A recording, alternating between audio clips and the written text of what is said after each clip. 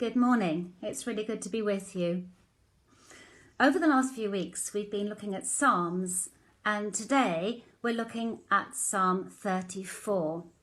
It's 22 verses long, so we're not going to read it all, and it's really quite difficult to focus on parts of it, and you might like to read the whole psalm for yourself later. But we're going to read together verses 1 to 4. I will extol the Lord at all times. His praise will always be on my lips. My soul will boast in the Lord. Let the afflicted hear and rejoice. Glorify the Lord with me. Let us exalt his name together. I sought the Lord, and he answered me.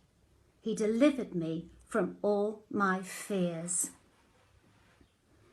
When you read the first 3 verses of this psalm, you might think that David's life was trouble-free and totally blessed. However, that isn't the case.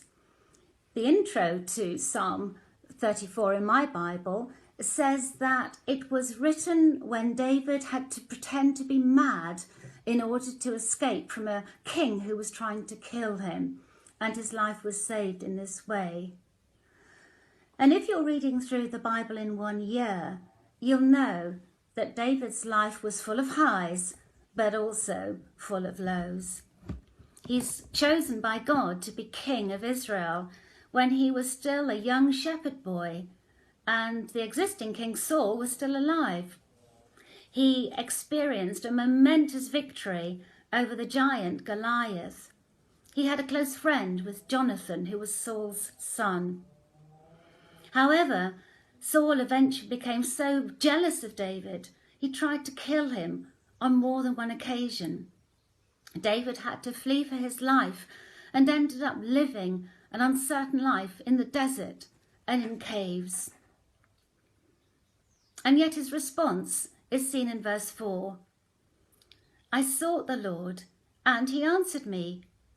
He delivered me from all my fears.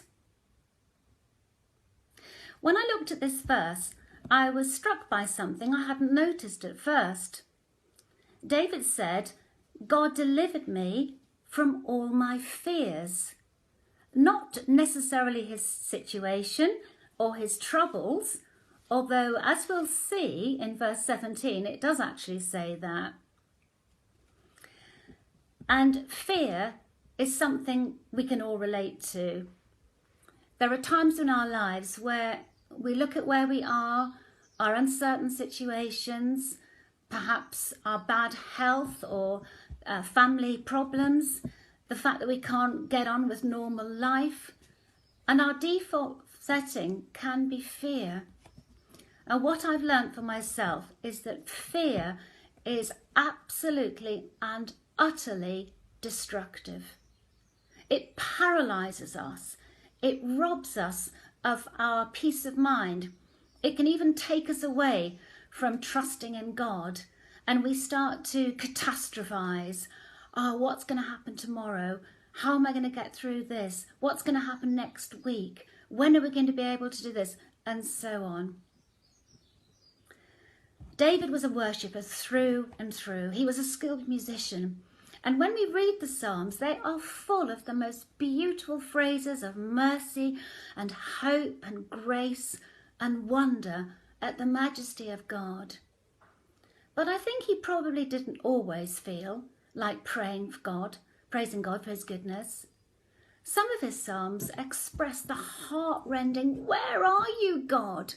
type of prayers, when David was at the end of his own strength and just didn't know where to turn.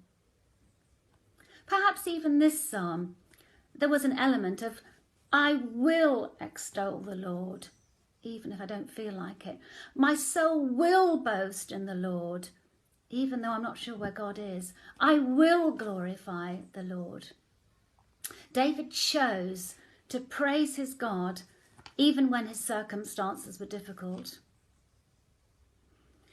If we move on to verses later in that same psalm, verse 17 says this, the righteous cry out, and the Lord hears them.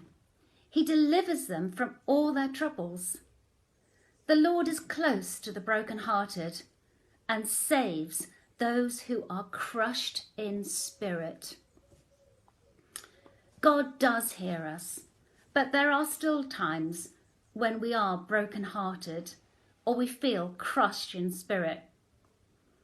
God did save David from many dangers, but later David had to go through the heartbreak of losing his dearest friend Jonathan, who'd shown him so much love. And in many aspects of our lives, we have to make choices. Sometimes the hardest choice of all to make is what we choose to focus on and to think about, what gets into our spirit. I think most of us at this time, if we're honest, have had moments where we're just fed up. We feel we've come to the end of our own strength. We want this to be over. We want to get back to normal, whatever that is. And sometimes it goes against the grain, but I've learned that this is the very time that we need to focus on Jesus. We need to choose to focus on him and what he's done for us and is continuing to do for us. And as we begin to articulate that praise to him, what happens is that our minds kind of catch up somehow and we get a better perspective.